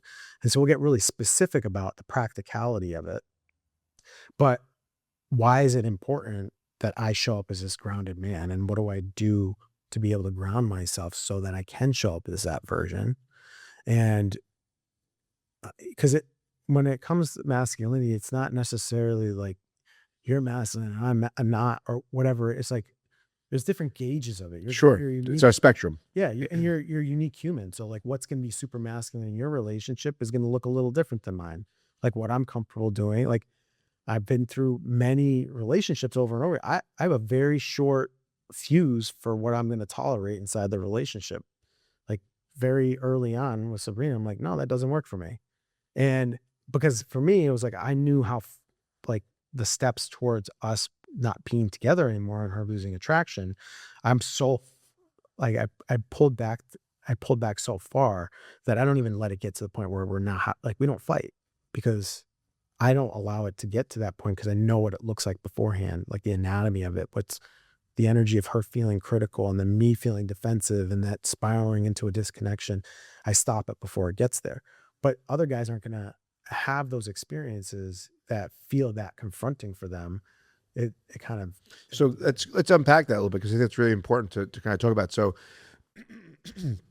you recognizing it there and then, right? You recognizing the moment and giving yourself the opportunity to respond versus react, right? Not to default to whatever override of the subconscious, but to really kind of have the moment, create the space, and show up in a way that's respectful and aligned with who you are and where you want the dynamic to go, but then also still adding her into the dynamic. So what does that look like in a sense of something happens in your in your relationship? What are you doing? Or is it just a way of showing up for yourself? Because that could also kind of come off as like callous and cold, right? If you're just like, okay, I'm going to be stoic here, right? That can show up in a way to her from that dynamic of being like, well, he's just being a dick. Yeah. Well, I think, and this is one of the things that we talk a lot about, is how I frame things. So if you're just basing things off of our interactions and we never have a conversation about it, you really don't know. Like, our that shared mentioned early on, like my dad asked me to save myself from marriage when I was 13. We didn't talk about it. Now, if we had talked about it, I might have had a better understanding about it. And I might not have seen it as this thing I didn't understand. So instead of me just all of a sudden being a jerk in the moment where I'm being direct with her and like, hey, that doesn't work, I've already had conversations with her prior, like their second date. I told her, I said, is everything and anything you've been through, and she's been through a lot. Like she lost her dad when she was 2 months old in Morocco. She's had to figure out some things out of her life. And I'm like, I can handle all of it. But the moment that you say that I'm the reason you're experiencing this is the moment that doesn't work for me. That's so powerful. And my daughter, who's 11, she'll come home from, and because you're a dad, and she comes home from school, she's like, this person's making me feel like this thing. And I'm like, whoa, pump the brakes. Right. They're not making you feel like anything. You feel like something, but that's something that you need to work yourself through and reframe and look at and understand and analyze, versus saying, oh, because then to your earlier point, you're playing the victim here. This person's doing this thing to me and I don't like it. It's their fault. Right. Right? It's like the Joker and Batman. I use that dynamic. I'm like, they need each other in this sense, but you have to look at it from this different lens. You can't just say, this person's making me feel this way. They exist for a reason, because they're showing you a part of yourself that you need to dive into. Now, for an 11-year-old, she understands that because I'm her father and we sit down, we have these conversations. But unless that's taught at a young age, to your earlier point with your dad, it says, well, I just need you to do this thing, right? there's a different relationship going back to integration of understanding why versus being like, and it goes the same way the other way. You never have the conversation about saving yourself. You never have the conversation about sex. Like, how many parents find that to be an uncomfortable conversation with their teen and go, well, okay, well, they'll figure it out. And then they end up finding out they figure out sex through porn, or they figure out sex through, a Playboy in the woods or whatever the fuck it is, right? So it's both ends of that spectrum, and it is about bringing those worlds together in this communication of saying, well, this is what it actually is. Yeah. No, yeah, 100%. Because the everything's story. And so if there's no narrative for the beginning, and like, one of the things that I talked a lot about with Sabrina in the beginning parts was like, do you trust my intention? Because my intention, like, I don't ever mean to hurt your feelings. Like, I'm not doing it intentionally. I'm like, I got you. I hurt your feelings. But I know I'm going to hurt your feelings because you're going to misunderstand things. And that's just, because we're fucking human beings. Right. and so, and also, like, the way that your brain works, Right. you don't always know exactly what it is you want. Right. 5 minutes goes by and you're like, I want Starbucks, and another 5 minutes goes by and I don't want Starbucks, and I don't want. They're for women, they want to be able to be not in control of like where they're going with it, because they want to be free, wild. And our job as men is to create this container around them. My container is just really big. And so, like, you can share with me the deepest, darkest things that's going on for you. As long as you're not making it about me, that it's my fault that you're hurt by this, then I can listen to all of it. And being able to create those conversations, like, I'll yell at my kids, but my kids also know the reason I yell is because I love them. And it's usually because I need them to stay safe. And when they understand that, like, if like my daughter was running around the Whole Foods parking lot like a couple of weeks ago, 9 years old, and she's still teeny for 9, like, I'm having this flash of a car just like running her over. Yeah. And I'm like, get over here right now. And I think I was doing a story on Instagram or something. It was like in the middle of there. It was like kind of funny. But after that happened, I had a conversation with her. Hey, honey, do you know why I spoke to you that way? Yeah, Dad, you want to keep me safe. You love me. So she knows when I yell, it's because I love her and I want to keep her safe. And so instead of it being like, well, Dad doesn't like me, I'm not enough, or he hates me, or whatever other story she could have attached to it, I've been combating whatever story she would create with my story of what's actually happening with my intention. I don't want to yell at you. Sometimes you don't give me that choice because you're doing something unsafe with your brother. I need you to listen. And I don't want to do this, but because of whatever's going on for you, like, you can't hear me in that moment. We need to make sure we have alignment here. And I'm the one that's to make sure that we're all safe. Yeah. And as a dad, that's a hard one. I mean, I'll be the first to say that I definitely fly off the handle more than I like to. And so often I'm like, it's the only time you guys will listen to me. Right. And it could be over something so menial and small and insignificant, but it's like, get ready for school, put on your socks, blah, blah, blah, whatever it is. And they're like, can you just put on your socks? You know what I mean? So, like, and it just happens. And you don't want to be doing it, right? It's not part of who you want to be. It's like, and then that becomes then I'm like, I don't want to be this dad that has to yell at you to put on your socks, but I need you to put on your socks. We need to get to school. So, and it does become this, I mean, again, only speaking for myself, it becomes this wrestling match of the inside. Be like, I understand what you're saying is that the tonality and the yelling and or whatever it is should come in a moment of being safe, protecting you. That needs to stand out, because then everything else that is yelled about becomes diluted, right? Like, then there is no difference of yelling at you to keep you safe in a parking lot and yelling at you because you didn't put on your socks for school, right? It's just noise, and you get lost in that message. Well, I re-message it. So I'm like, you need to listen to me, because the moment that it is life and death, you need to listen. So if it's about your socks and shoes, it's still life or death, because Dad still needs you to listen. Yeah, it's a great point. Yeah. Training you for the moment where we're in the parking lot and you're not listening. I need you to listen to me right then. And so it becomes this thing where Dad's word is important, because Dad is always looking out to make sure that we're safe. And even if it's a moment that doesn't really matter, it's still a moment that matters, because at any given moment, I can't I'm not going to be like, hey, by the way, this one's life or death, or this one isn't.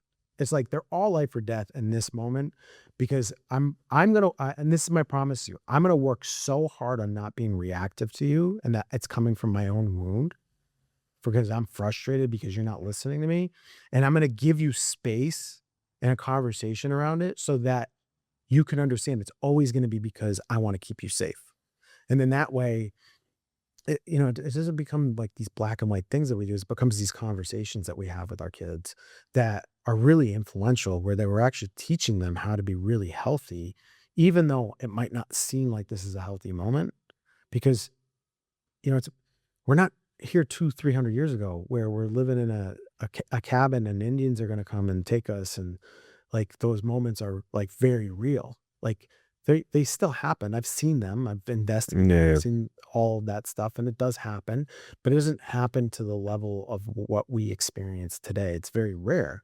Whereas hundreds of years ago, it was pretty common. And so, like, us being able to connect with them and them having an understanding of how much I love you, and I'm willing to challenge you on this because of how much I love you. Yes. And then be able to still, like, hey, I'm training you for the moment that you run around in the parking lot and you almost get killed. I need you to listen to me because you got to know that dad loves you so much. I'm not trying to do this for my own gain. I'm doing this because I care about you. Yeah. And like being like, it's a good training ground for us as men, because it allows me to tell, like, the hardest people for me to say no to are my daughters. Like, they're the most difficult. Like they're the ones, like, I could say no to Sabrina all day long. I could say no to my son, no problem. But my daughters, it's like there's something inside of me that's like this deeper primal piece. And but I still can do it because it's so important for them to know that I'm gonna, like, I can't just give you, like, you're gonna have to earn some of this stuff. You're gonna have to develop yourself. You're gonna have to be uncomfortable. It's not the same journey as like your brother, but it's gonna be like you still need to learn this stuff. And this is such a beautiful moment I had with my daughter. This is a couple of weeks ago, and the other two are in bed, and my oldest is 13. And so I start talking to her about stuff that happened like 10 years ago, like when I left her mom, and I was in this crazy, because she was like 3.5 at the time. So she actually has memories of like when I left, and all of these different things that happened. And when I was dating, my son's mother, and like some of the things that happened that she experienced, that was, I would like kick myself in the balls for, where I'm like, man, I can't believe I allowed that to happen. And I had this conversation with her. I was like, honey, I'm so sorry that I put you through that. And she's like, Dad, I know you love me. And I'm like, no, you need to hear this. That I understand that what you had to go through when I was figuring my shit out was not fair to you. And I own all of that. Even though I didn't know what I was doing, I need you to know that I see my part in that. And I want you to know that I own all of that, and I love you. And she started fighting me a little bit in that moment. And it was just like this, something released for her in that conversation. Sabrina was there, and she was just like, wow, that was such a beautiful thing to experience. And how I never would have had that opportunity to have that conversation if I didn't screw it up 10 years prior. Because now she gets to see me own my stuff at a level where she can see how much I've grown. She can see the authenticity. She can see what good parenting looks like. I'm not afraid to have these conversations that parents are afraid to have, because I know I'm not in control of your actions, but I can certainly inspire you, or I can certainly guide you on what the appropriate way is for you, and helping you see, like, how to abuse sexuality healthy. And not this thing of where you're not loved enough by your dad, so you're gonna go find it through a man in this other way, because you know that your dad loves you so much, and he's willing to go through whatever these conversations look like. And to get to that level, um, I like that. I'm gonna remember that moment forever, whether she remembers it or not. That was like such an incredible moment for me, and to get there was 10 years. It was a lot of work to be able to get to that point where I'm like, I don't I'm not afraid to share these things with you. And even if it hurts you, even if you're frustrated with me, like, "Oh, how could you, Dad?" It's okay. I'm not attached to that for you because I know it's important for you to hear it. And, it's like a different level of connecting in human. And, that was like, for me, it was such a spiritual conversation to be able to Yeah. have that.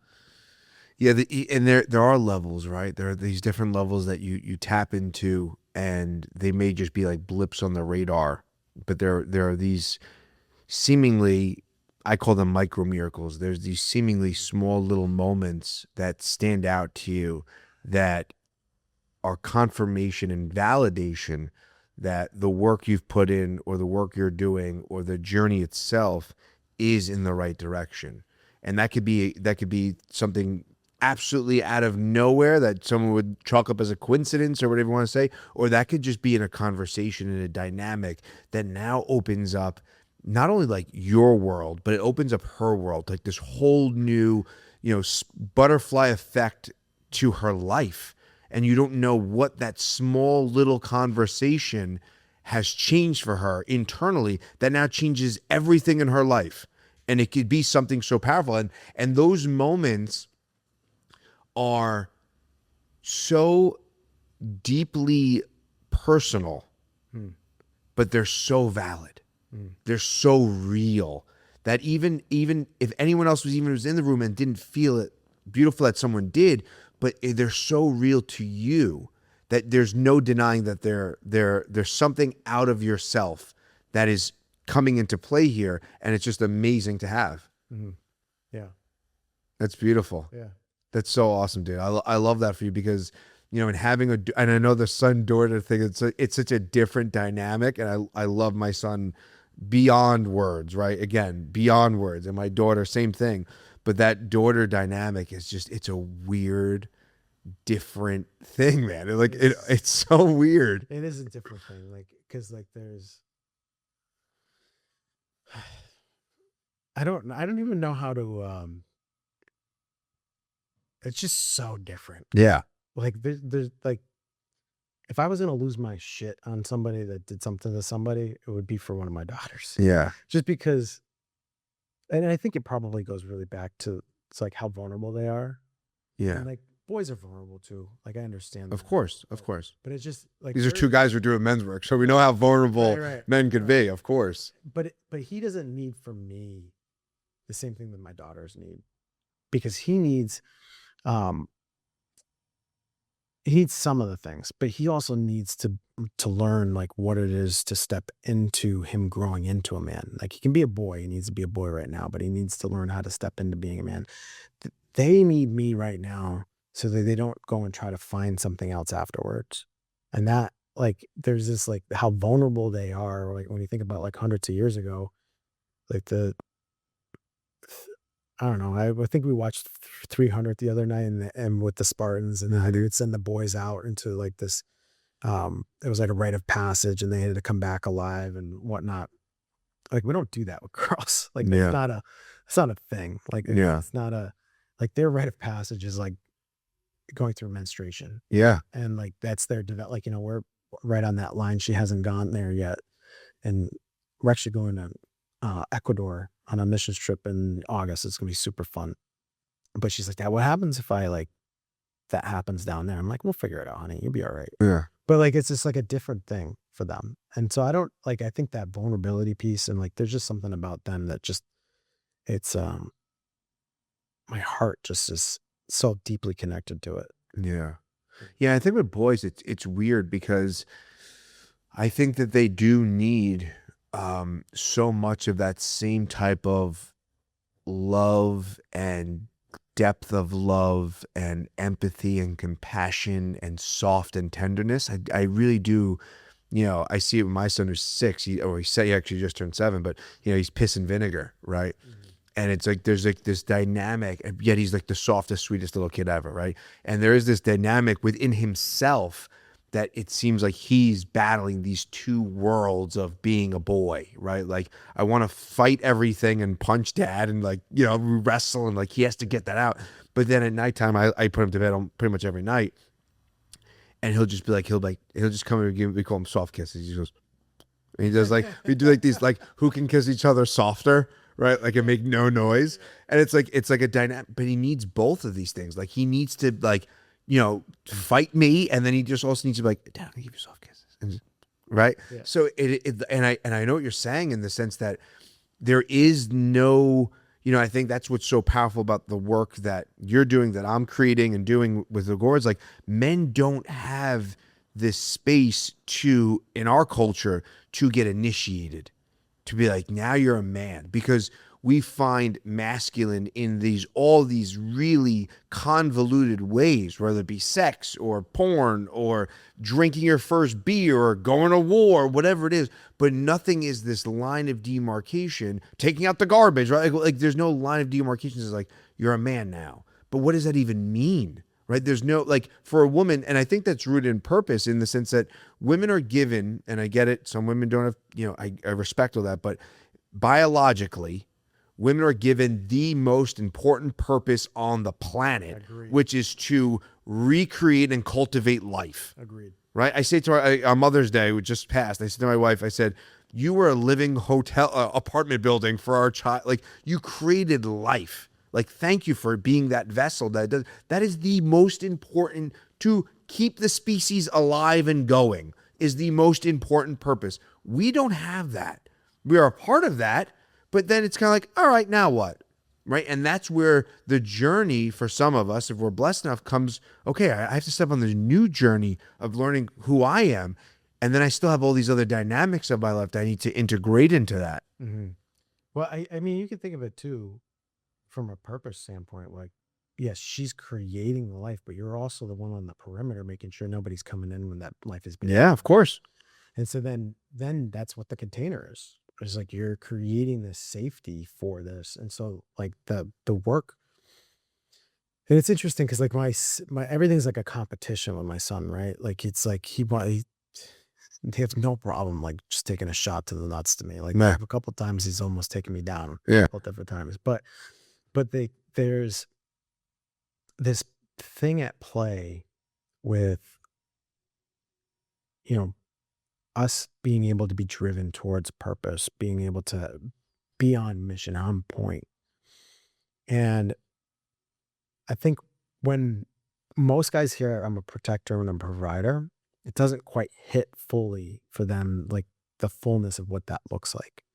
Like, am I an emotional provider? Am I a spiritual provider? Am I doing these other things that are actually far more important than the amount of money that comes in the paycheck?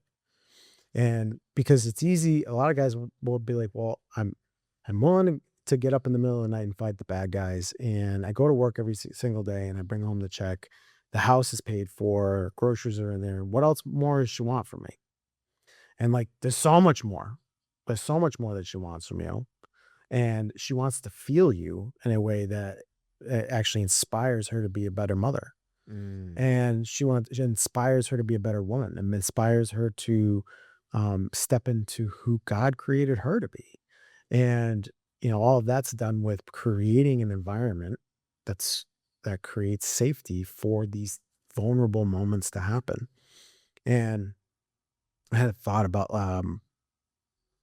so like, just with the boys, like I think boys need it from their moms in the same way that girls need it from their dads. Yeah. And so like, it's this, I've noticed this with my son, that, he's just drawn in far more into his mom, and he was drawn into my ex, he's drawn into Sabrina, he's drawn into my mom, and he gets drawn into that because I think there's just something deeply seated inside of boys that like, they need to hear it from their mom.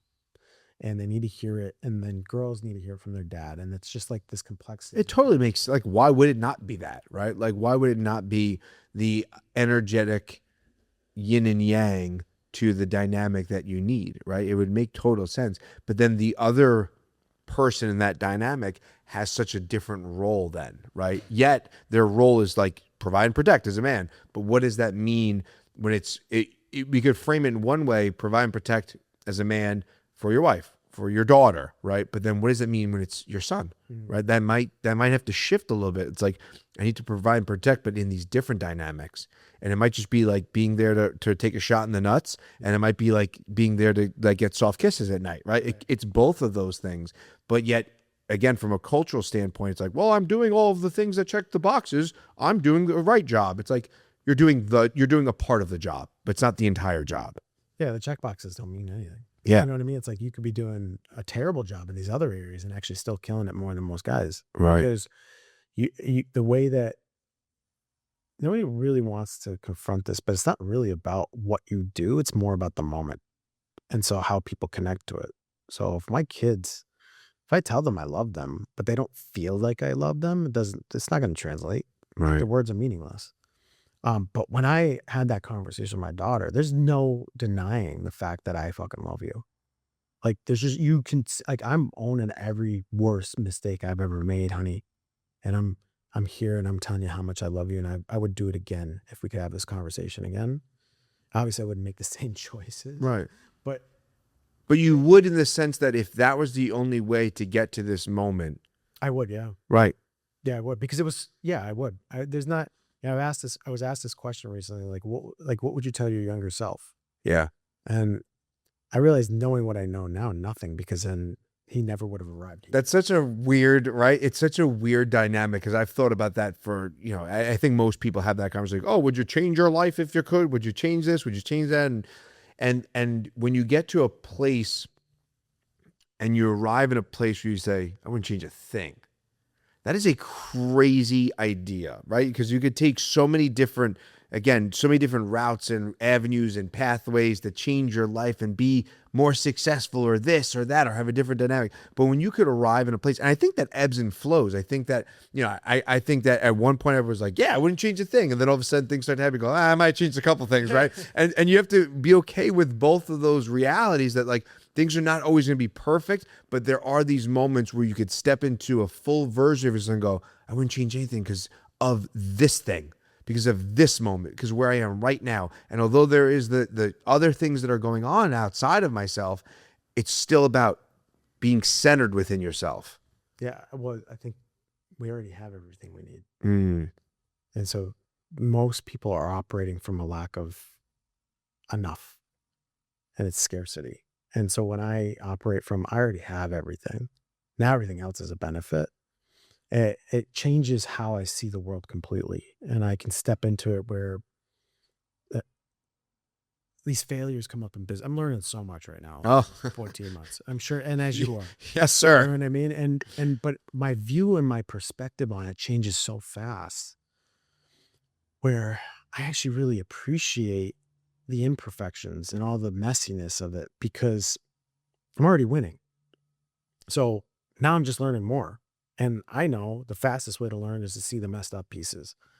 And I'm not trying to create problems or chaos or whatever it is. I'm trying to get better in every single moment. But I'm so appreciative, because if I don't fail, then I'll never be successful. I have to fail forward.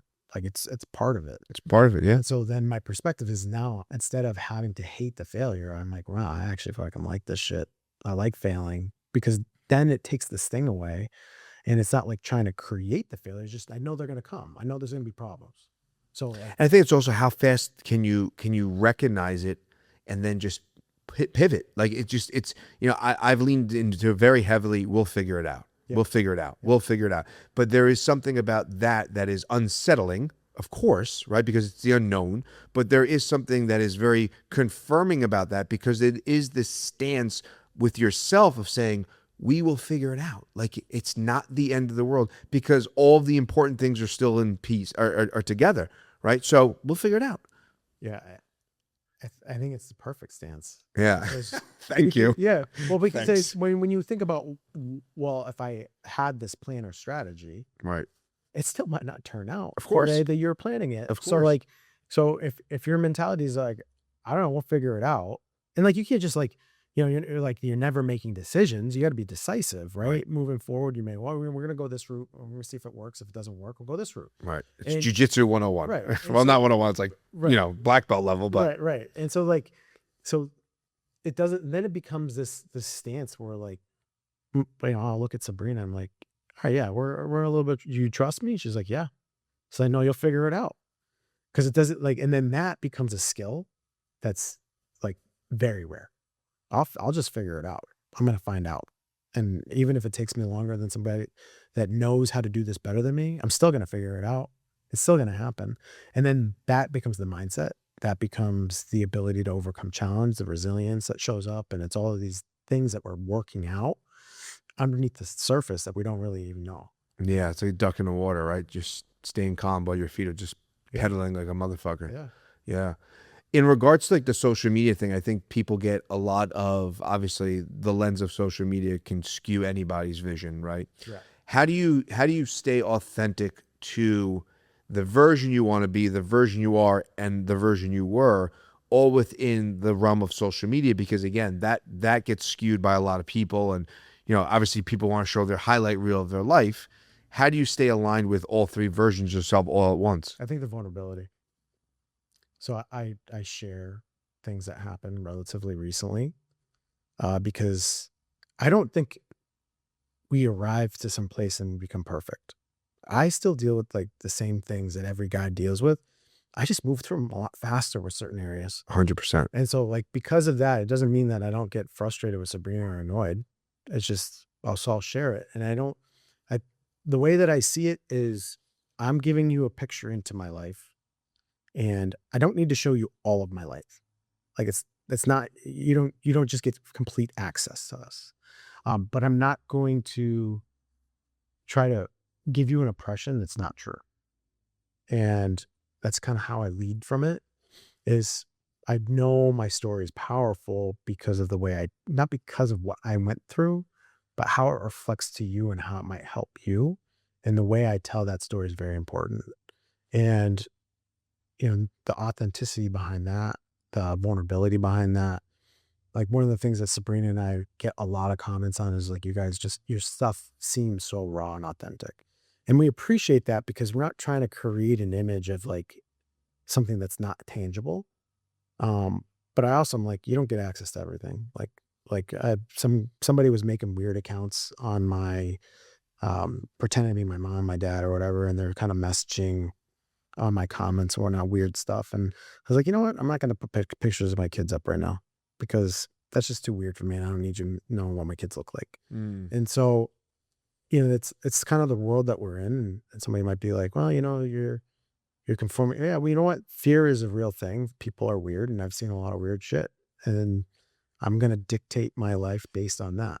Yeah. And, our message is important. I know it's going to be very confronting for a lot of people because authenticity, if you're authentic to yourself, like people are going to be pissed at you. Yeah. And like, I'm comfortable with that. Like, I'm not attached to your experience based on what I'm saying. Yeah. I want to dive into I feel we could do a whole another podcast and just being a homicide detective. But what are like some short, quick cliff notes of just some experiences and some takeaways in kind of that human dynamic of people saying like people are weird or people are, you kind of mentioned to it a little bit earlier in the sense that like everything can change in a moment. Like everyone has that moment where they see black, right? They just completely like, boop, lights off, and they make a judgment call that whether they're conscious of it or not conscious of it, something happens and it changes their life entirely. Yeah. And I'm going to be very careful on some of the details. Yeah, for sure. But just because to honor people in that process. But there was one of the first homicides I saw was a murder-suicide. And there was some really young kids involved that ended up seeing their parents deceased afterwards. And, it was, we learned later it was like a lover's quarrel.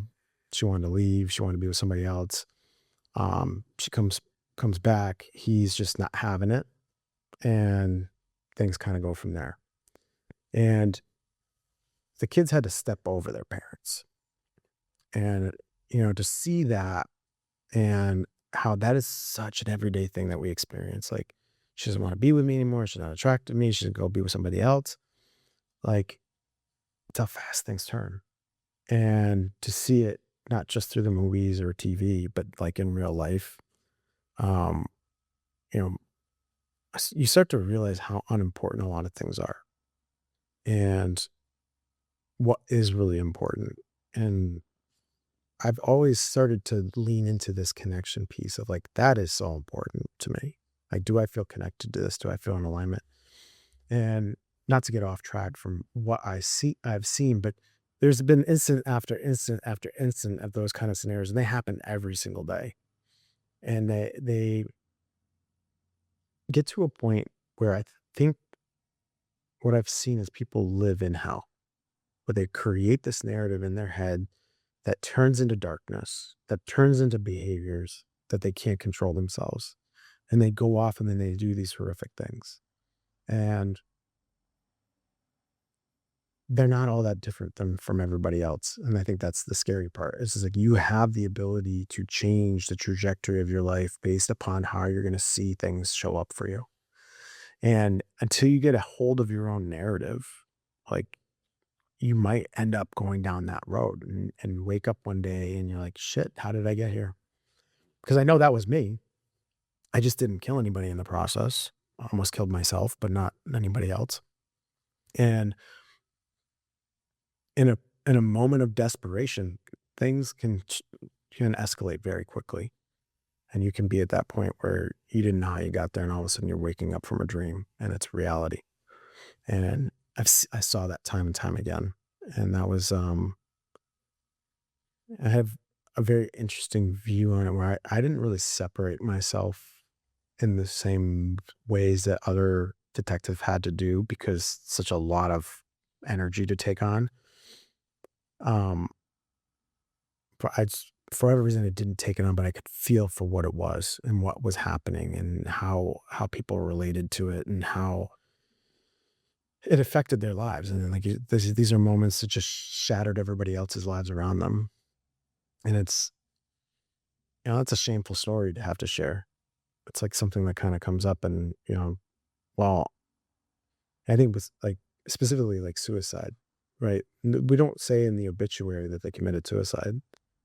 And there's always this like lingering thought of, well, how did they die? And there's no conversation about it. It becomes this shameful thing. Instead of us talking more about why are guys killing themselves or why are women killing themselves, and how do we actually combat that, not just with, psych meds and antidepressants and stuff like that. Maybe there's other things at play. And so there's all these things I would think about when I was doing this work, and like being able to look at it from a different angle than most people I was doing it with. Where it just was very human. Like, this is human behavior. Like, this is primal behavior. Like, a couple hundred years ago, people would not, like, this was common. Like, you'd stone people. Like, you would, executions were pretty normal. And now we're in a more modern society. People still haven't left those primal behaviors behind, and they still show up, and they show up in the most dark moments of any human existence. Yeah. How did like in the, I guess, humanizing it to a degree, but then also like humanizing on such a level that is like human behavior, like you said, right? Like, it's one thing to humanize it and to understand like, oh, people make, and then there's another thing of like, no, this is in all of us, right? What's that old line? Like the line between sanity and insanity or insane is razor thin. Like, it's just like, it is just like, I think the meme, it's like we're all one bad sandwich away from losing our shit. Like, you know what I mean? Like, we're all just one traffic jam away from just fucking falling down with Michael Douglas. Right? Like, it's all right there. And when you could really empathize that component of it, like, that could be me, right? That changes versus being like, oh, it's some guy lost his shit over his, you know what I mean? Like, when you guys like, oh, that's me, right? And that kind of goes back to that previous conversation of God, is like when you could recognize the good and the bad in someone and realize like, oh, I could be just like you in any way. That humanizes you, it humbles you, but it also gives you this really deep sense of empathy. Yeah, well, it's just not that black and white. Yeah. Like, just like, I know I'm capable of killing someone. I know I would defend my family to the end. Right. So, however, I'm, if my perspective on how that looks is warped in some way, I might make a decision that actually might not play out the way that I think it might. Right. It's so, or just like take 2 clicks to the left. It's just right. Like, 2 it's just clicks. right. And then all of a sudden, like, it's like, all right, yeah, my family. Okay, not like that spectrum broadens vastly. Yeah, and it happens in the blink of an eye. Like that was one of the things I'm grateful to be out of law enforcement. It was like when they would Monday morning quarterback you from a decision you made in the heat of the moment, and you're about to get in trouble for something that they trained you to do. Like, how do you like you guys could sit around in a room that's safe and comfortable, and then all of a sudden say I made a bad decision based upon you being in a comfortable room? Like, if you're not providing us the proper training, that's on you. Mm-hmm. That's not on me. Yeah. And that happens so frequently now because whatever budget or time or whatever, however they're doing it, like it's not like it just takes a little bit, Right. and it's razor thin. Like I could be driving my car, I look down at my phone for a split second, somebody walks across the street, I run them over, and now I lost my license. I've committed a vehicular homicide. Could look down at my phone for a brief second. How many people are doing that right now as they're listening to this? That's how thin the line is. And you don't know what is in store for you around the corner. Like that's also one of the most beautiful gifts. Yes, I was just gonna say that's also the other side of that is that is untapped potential of whatever you want it to be. Yeah. Because I think one of the most beautiful things is death, because the ability to die, that makes everything taste so much sweeter. Like it was a gift God gave us that. Like I believe that.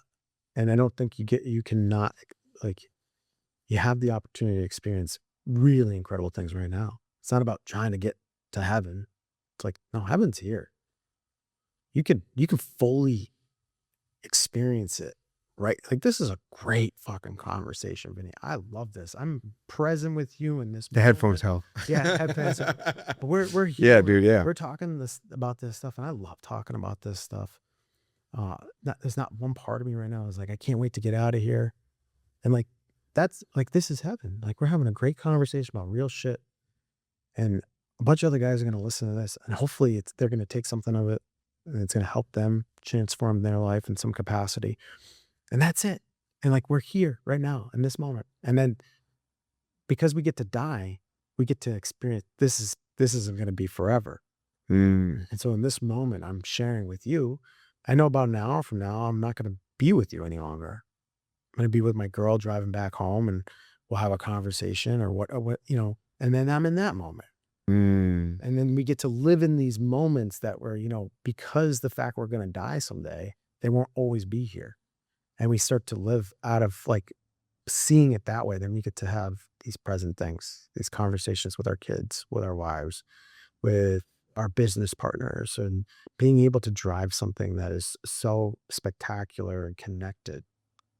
Like, it's amazing. That's beautiful. It's beautiful. Yeah, man. It's always around the corner. You never know what's, on the other side of your nose, right? Like it's right there. It's razor thin. Life is just in these small razor thin increments of experience. And we get the ability to shift how we want to experience the one we're in, and potentially how the next one shows up. And if we're going to be as present, again, it doesn't have to be these moments of seeing Aurora Borealis or the Grand Canyon. Right. It could just be in a beautiful conversation with another person, or a cup of coffee, or a conversation with a spouse or your daughter. It's all there, right?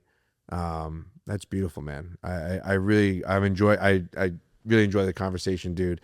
I know you have a long ride home. Yeah. So if guys want to find out, if people want to connect with you, where can they find out more? Where can they hear more about what you're talking about? Where can they get your services of coaching and mentoring? Yeah, absolutely. So the first thing I would direct them to is we have an assessment called, it's a respectgains.com. And they can take this assessment. It takes about 3 minutes to kind of dictate, what's the level of respect or disrespect they're experiencing in their relationship. And it's going to shoot them off a custom game plan. So like 3 actionable things that they can start doing today that will help them change their life. And so like, that's one of the things that we add up front. That's, I think, super valuable. And like, that's a gift. That's just like something you can take with you. And if they want to follow me on Instagram at Tony J Bova, I'm on Instagram primarily, and then I have my podcast, the Tony Bova Show, and that's on YouTube, Spotify, and a bunch of other spaces. And then if they want to follow my girl Sabrina, it's Unlock with Sabrina on Instagram, and she's killing it on there. Awesome. Yeah. Dude, I appreciate this. This was an awesome conversation. I'm glad we got to experience it, the deep dive, and I appreciate it, man. Thanks for coming on. We'll have to do it again. 100%, man. Awesome. Awesome.